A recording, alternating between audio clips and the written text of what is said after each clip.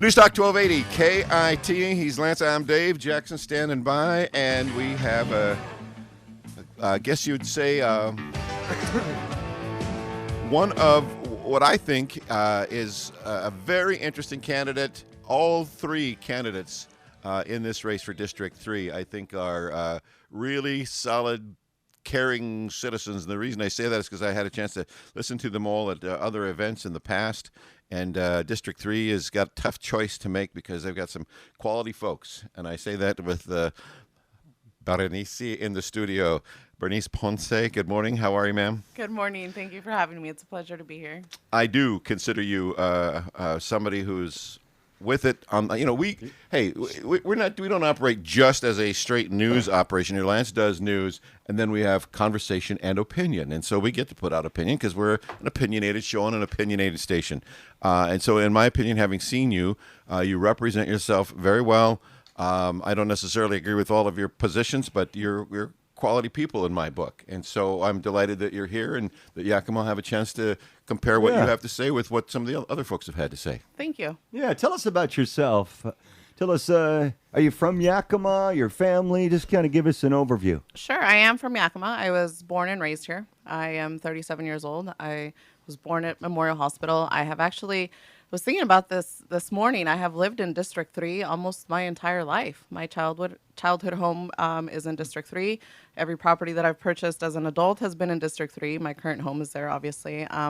I love Central Yakima. I love being in close proximity to a lot of amenities. I'm close to the airport, very close to very nice parks. I have Kissel Park right around the corner from my house.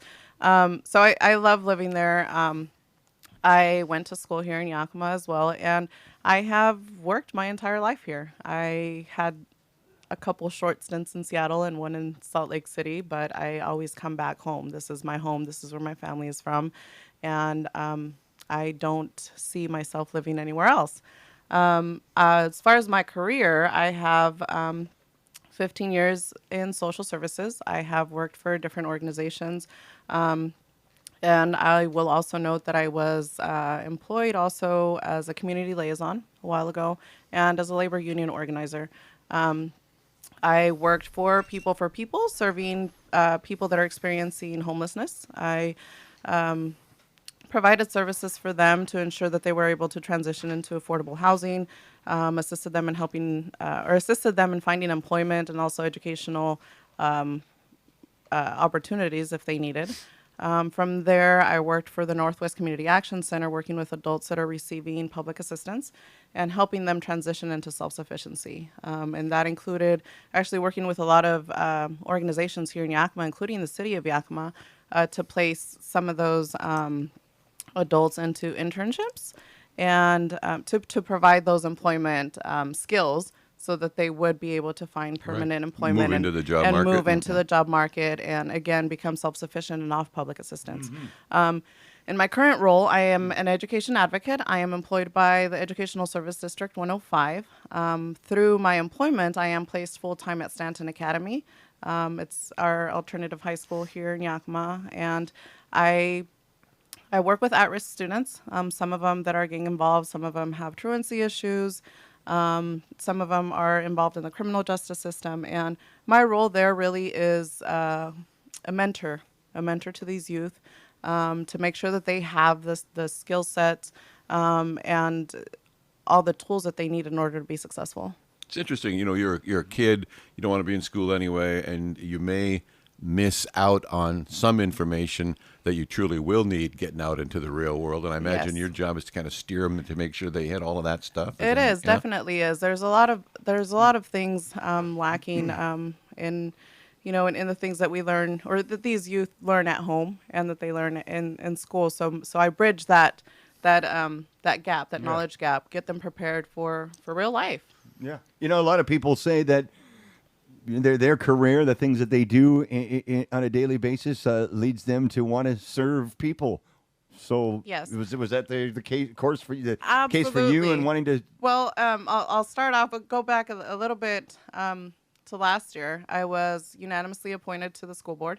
I decided to apply for that open position because of my role in the education system already. We're in working with youth there at Stanton. So my role there has been very eye-opening and extremely helpful. And then, yes, I consider myself to be a lifelong public servant. I mean, I have been serving the public, ensuring that people have a good quality of life, doing what I can to assist people in improving their lives. And that honestly gives me personal satisfaction. Yeah, and I take it that's one of the main reasons you are here today, Absolutely. right? Yes. Yeah. Yes, it is. With that and to meet you. I mean, there's that. Oh, why would I miss that opportunity? Celebrity, I mean, yes. celebrity stalking, Lance. Shut up. Hey, what about the role of government in terms of city government? Some people say the government's job is to, keep the trains running on time and pick up the trash and make sure you have good public safety. Other people see government as the great equalizer and should be more deeply involved. You get into a city-sized government and you're dealing with limited resources. How would you define the role of city council? Well, I think all of the elements that you just explained, that I think at some point or another, any city council member is going to face those. I think the role of a city council member is honestly to represent people, to represent residents, to be able to make decisions or vote on things that are going to affect the livelihood and the state of our city. So it's important for any person doing that to be able to be extremely informed on city issues and on how any of those decisions are going to affect everything, not just their own personal opinions or their own personal agenda. Well, let me give you an example that Sure. happened, I think, about a year ago. We've been dealing with what has been explained to us by council as a fairly serious budget constraints. Yes. And there was talk of a summer program, and the council voted to take $50,000 out of reserve, which was already depleted, and the Right. focus, so that a few more kids could attend a couple of weeks summer camp kind of situation. Mm-hmm. All right, some would say, oh, that's nice. Others would say, your reserves are your issue and they affect everything, and you're complaining that we're going to need to raise taxes because we don't have enough in reserves, and yet we're pulling them out to send kids to a summer camp. Is that a wise fiscal decision? So now you've got, quote, allegedly quality of life as Right. opposed to fiscal concern. Where do you come down on a situation like that? Well, I think it's very important to look at the larger picture of how that money is being invested. I am a firm believer that providing these pro-social activities for children is imperative to their behavior. I mean, if we are providing after-school activities and opportunities for them to stay busy, the investment in them is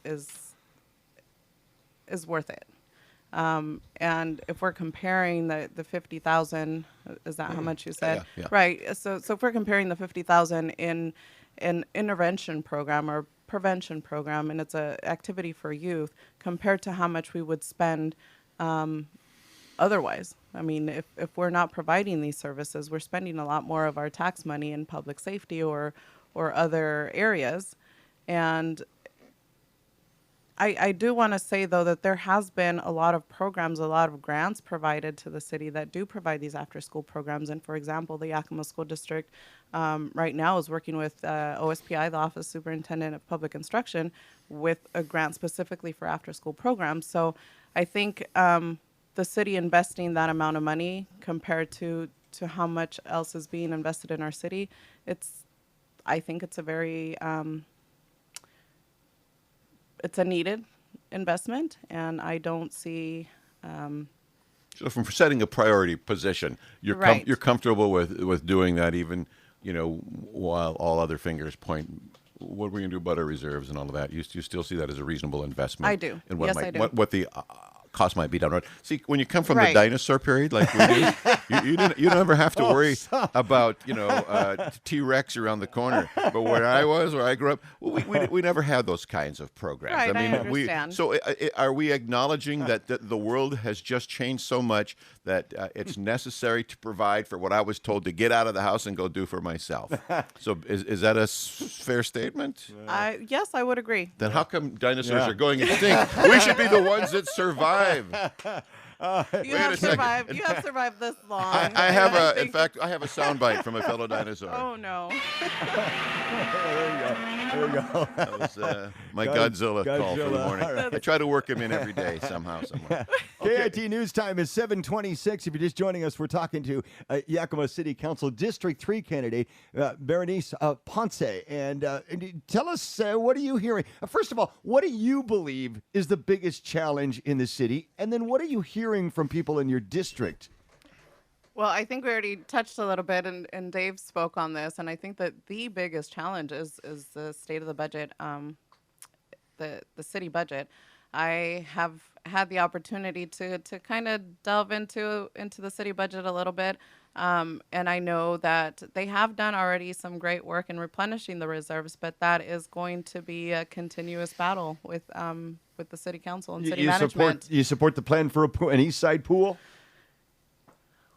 Yes, I do. I do. And again, going back to this opportunity for youth and children and families to have those activities available for them, especially in the summer. I think the summer, for youth especially, if crime rates go a little bit up, for youth that are not in school, that are not involved in any summer activities. So having a pool on the east side, especially with the density, with the population of the east side in East Side Yakima, it's important for them to have that. I think, and I'll speak for District 3. We're very fortunate that we're in, close proximity to Franklin Pool, to Lions Pool.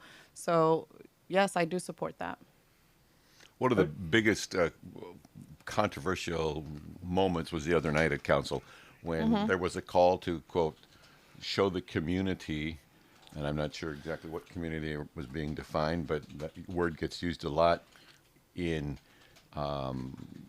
general and in specific, but show the community where you stand on ICE flights, the federal requirement that our airport allow that if we're going to maintain our agreements with the feds and everything that comes along with that. Right. If you're sitting on council and the vote came up, and that goes to, people need to know where your head is at with that sort of stuff, because Sure. we're not done with it yet. How would you have voted, Bernice, do you think? If I were to be on council right now, and if I were to be elected, I would vote the exact same way that my district representative did on July 16th. I am not in favor of ICE using the Yakima Airport as a transportation hub. Well, we talk about getting these other federal grants and all these other programs and the Right. good they do. That's federal directed. This is also federal directed. So we get to pick and choose which of the feds' doctrine we will follow. Well, we already cooperate with a lot of federal agencies. You mentioned this, that it was a call for city council members to show their community where they stand on this issue. And their community really is a community of immigrants. We have a large population here in Yakima because of the workforce, agricultural workforce. And that is the community that we're speaking of. And they have rights. We, as public servants, and I'll include myself in there because I am a school board member. Sure. We represent all residents, not just voting residents. True that, but you also represent them, anybody, to up and to the limit of their rights. And when there's a federal issue, whether you're legal or illegal, that has to be, well, we don't need to blame us. We're running out of time for this segment. The point is that you do not support ICE flights. I do not support ICE flights, and we can get a little bit deeper into that conversation. There's a few more points that I do want to make about that. So we'll be happy yes. to. And we'll Okay. be back with more with Mr. Ms. Pounce, who is running for District 3, Yakima City Council, the kind of south central district there. And we continue our candidate interviews. And the reason we're doing it is because Berenice is a good sport herself. She's in here to have a conversation. And so let us just move straight forward and continue with that. District 3 candidate, long-time District 3 resident, most of her entire life, very active in programs and activities of benefit to the community. Berenice Pounce, and thanks for being here, Berenice. Appreciate it.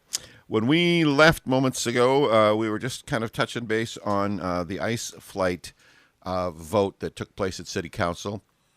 And you said that you felt that you would have had to vote not to try to stop the ICE flights from being in Yakima.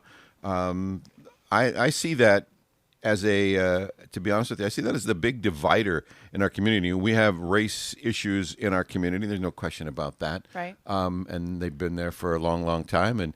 And yet it's the mixed blessing of the backbone of our agriculture has been labor, and how critical that has been to the growth and success of the valley. And yet that's part of the equation that spills over into the concern about race issues. You said there was a couple more points maybe that you wanted to make, so here's your chance to clarify exactly where you're at on all of that. Absolutely, and I do want to state, though, that I believe this isn't really a race issue. I know that people would disagree with me. However, I do feel that this is a human rights issue, and that is exactly why I am using my voice to speak up against ICE using the Yakima Airport as a hub, a transportation hub. How does that affect human rights? You don't have to answer that right now. Continue your thought, but I'm going to come back to that. Well, and I'll tell you, just from observing the way these flights take place, or how the transportation takes place at the airport, and I want to invite you actually to come out and observe with us. It might change your view on things a little bit. It's pretty heartbreaking. ICE is using substandard practices. These detainees, As determined by what? I mean, substandard sounds like there is a standard and I say wins that, against your judging, and you know that. I say that, and I was going to get to that point in a second. Sorry. My bad. Because I think as a city council member, it's important for us to protect our tax-paying residents, right? So these flights taking place at our airport, it is city property, and it is a potential liability for the city. So we could potentially face a lawsuit if someone were to get hurt in getting off of a plane or getting on a plane, because these people are shackled, hands and feet. There's no assistance with them getting up and down from the stairs. I have observed people that are not fully able to, people that use crutches, and they have to leave their crutches at the bottom of the stairs and go up those stairs on their own.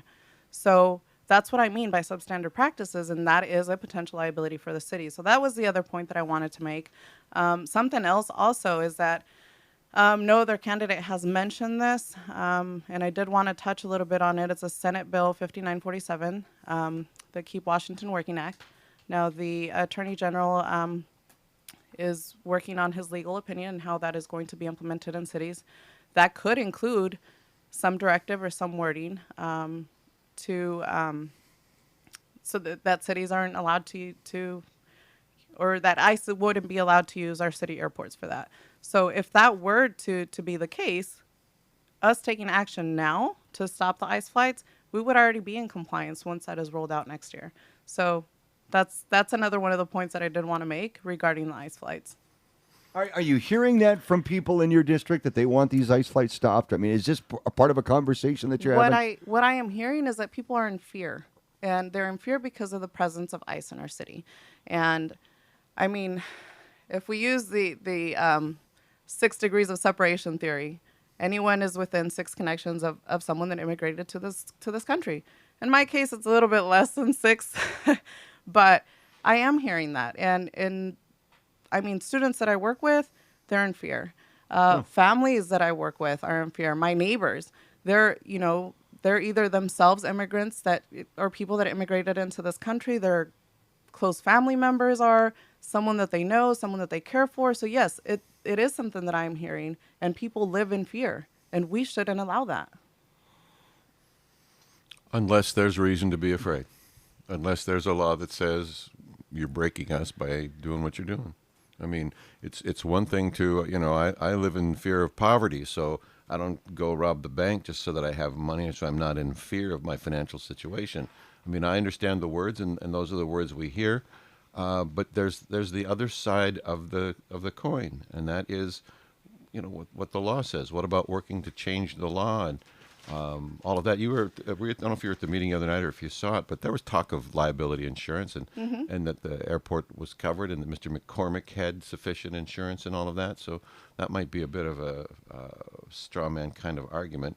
I'm not in law enforcement. I don't know why the procedures are what they are. I know that if there is somebody that might want to run away, it might put themselves or others in harm or jeopardize people. I mean, if you're transporting people that don't want to be going where they're going, there's a pretty good chance that the potential for a problem is there. And so, I mean, nobody wants to see people shackled and walking around. That's an uncomfortable image, but some of it may be even for their own safety. So, I mean, it's complicated. I think that I know you've given a lot of thought, and I respect that. I think that's what everybody on council needs to do is give it serious thought, move past emotion, and Right. give it serious consideration. Absolutely. There's a lot of variables to the situation that need to Sure. be taken into consideration. Let me ask you this: as you assess council, I mean, there's another big article in the paper today, and they Right. just had a crazy town kind of thing yesterday. But what's the good stuff? As you look back, is there some good stuff that you'd like to build on or continue, or you see an opportunity for, say, you get on and in the first 4 years, are there some directions that you might want to go and some good things you might want to continue? Good things, good stuff. Let's see. Definitely some of the work that I mentioned earlier in replenishing the reserves. That's something that I have observed and I have noticed, and I commend the city council. And honestly, there has been a lot of programs that the city council has supported, and that have been very beneficial to the city. We started a lot of committees, Yes. neighborhood integration, and some of those sorts of things. Have they paid dividends yet?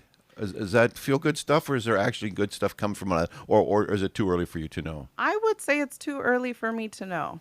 I think it's fair to say that. I can't speak much on that. I believe it's a good thing. It's a good thing for city council members to be involved in committees and to have a say. And also, I mean, I have listened to reports that they Sure. report back to the city council as a whole. So yes, it is, it was a good move. Okay. Well, in terms of having a say, we have a situation where one of our council members, president, doesn't have a say on committees. Right, yeah. An internal, what's the word I'm looking for? Disciplinary move or censure or get your act together, please, however you want to call it. A number of folks are distressed with that, feeling that it has silenced a duly elected voice for an area. Right. Others are saying, look, you got a responsibility to work together as a body, and if one's behavior gets in the way of that, we've got very little leverage to reel you in. So this is our procedure. What's your take on all of that? Well, honestly, I mean, there are some policies, I guess, that they should follow, that that every public servant should fall under. However, I do feel that was excessive. I wouldn't have voted in favor of censuring K Funk. She is a representative of District 4, and they voted her in because they felt that she was going to be that strong advocate for her residents. Now, her not having a voice in any committees or anything for 6 months, I think it's unfair, and it's unfair for her residents, for the constituents that she represents. And I also feel that if these practices are going to be put into place with one council member, they have to be the same across the board with the rest of the council members, and I don't see that. I really don't. Bernice, what do you think it's time for a change in city government? Strong mayor? What do you give us No. some of your thoughts on that? I don't feel that it's time for a change into a strong mayor. I wouldn't support that move. And why? I think the district representation right now is working well, and I do believe that a strong mayor form of government would be maybe perhaps a little bit dangerous to put that much power into one person's hands. We just got done talking about the council's dysfunction. Yes.